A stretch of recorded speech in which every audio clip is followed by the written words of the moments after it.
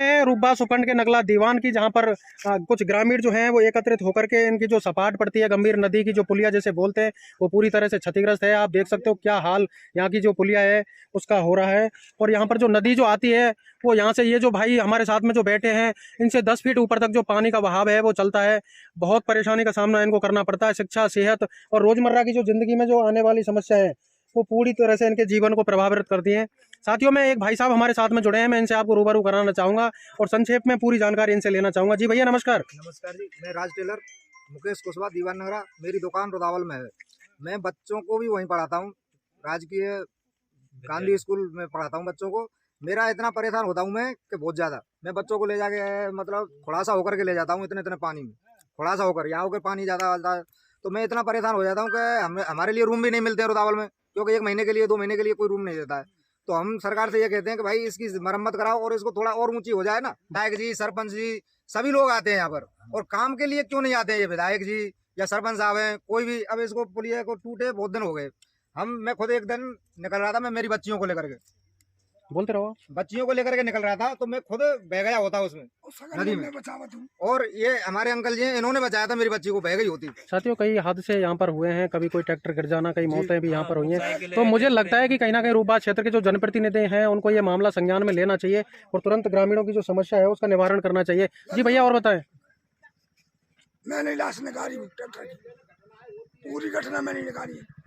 Motorcycle बह जाते हैं कई बार। बाबा आप इधर आए, बह जाते हैं, मैं चाहूंगा आप इधर आए, इधर आके अपनी बात रखें। आप बहुत परेशान है, बच्चे हमारे रुदावल में पढ़ते हैं, शिक्षा के लिए जाते हैं, तो हम इतने परेशान हैं, दुकान के लिए परेशान रहते हैं। हम सुबह जल्दी जाते हैं तो हमें घूम करके आना पड़ता है, कम से कम 50 किलोमीटर। साथियों एक बुजुर्ग व्यक्ति हमारे साथ में जुड़े हैं, देखो कितने परेशान है यहाँ पर। वहाँ से बोल रहे थे तो मैंने यहाँ नजदीक बुला लिया इनको। जी बाबा बताया। गांव का बासिंदा हूँ, यहाँ पर मेरी खेती है, मुझे पता है यहाँ का आवागमन जितना बंद हो जाता है बरसात में, इतनी कोई सीमा ही नहीं है।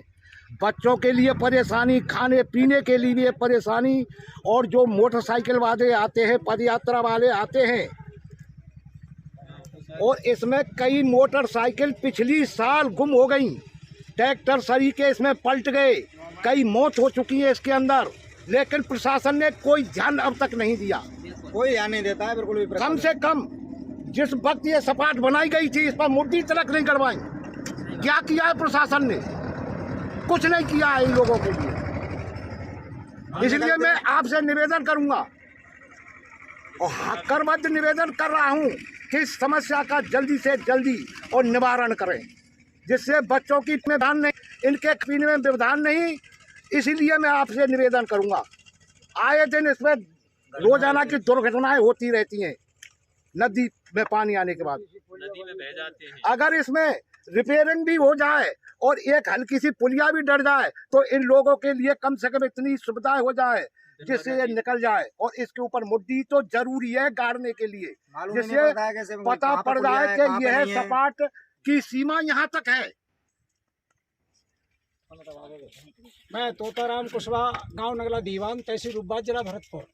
मैं गांव के सभी लोग यहाँ पर खड़े हैं और केवल एक दुख को लेकर के आए। यहाँ ये सपाट है जो नीचे के पानी निकलने लग गया है, इसमें यदि ये सपाट टूट जाए तो उधर तो वो रास्ता बंद है खुड़ासी की साइड का और बंद हो जाता है। मैं निवेदन हुआ हमारे हिसाब से इसको तुरंत संज्ञान में कि ये फटाफट ये होना जरूरी है, नहीं तो रास्ता ही बंद हो जाएगा। 4 महीने तक जिस गांव का बंद होता है उस गांव के बच्चों की स्थिति क्या होती होगी, और एक यार टापू की तरह रहता है गाँव। तो मेरा सभी से निवेदन है, मैं मुख्यमंत्री महोदय साहब से भी निवेदन करूंगा कि ये काम होना चाहिए यदि जनता का भला चाहते हैं तो। ये ऐसा कभी नहीं होता है कि वोट लेने के बाद में फिर जनता परेशान हो तो फिर तो कोई आनंद बिल्कुल नहीं आएगा जीवन में। इसलिए मेरा निवेदन है कि खुद आकर के देखें या को निरीक्षण करते हुए देखें कि ये टूट गई तो फिर स्थिति कहाँ जाएगी इसकी, और बिना निरीक्षण के कोई काम नहीं होगा। मैं निवेदन कर रहा हूँ, मैंने एक दिन सरपंच साहब से भी कहा है ये कि सरपंच साहब ये रास्ता बिल्कुल खराब होने के लिए जा रहा है। उन्होंने भी बोला था मेरे से कि एक दिन सेक्रेटरी साहब को बुलाते हैं और इसको देख करके इस काम को चालू करवाते हैं। तो मैं उनसे भी निवेदन करूंगा कि जल्दी से जल्दी करें।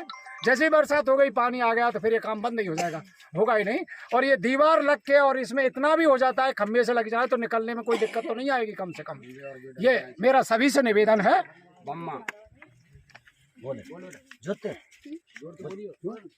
मैं सभी नेताओं से निवेदन करता हूँ जल्दी से जल्दी हमारा पुल बन जाए। वे हमारे गांव से वे दाइने पढ़ने जाते हैं, वे जरूर पढ़ने जाए, नहीं तो पढ़ाई मारी जाएगी। पुल नहीं बनेगा तो नदी आ जाती है तो बच्चों की 4-5 महीने उनकी छुट्टी पड़ती है, इसलिए उन्हें घर रहना पड़ता है, उनकी पढ़ाई नहीं हो पाती है। इसलिए हम हम सभी नेताओं से निवेदन करते हैं जल्दी से जल्दी पुल बन जाए और सभी बच्चे स्कूल जाए और वे अम्मा बाबा हो वो बीमार हो वो वे भी चले जाएं हॉस्पिटल, वे भी सही हो जाएं और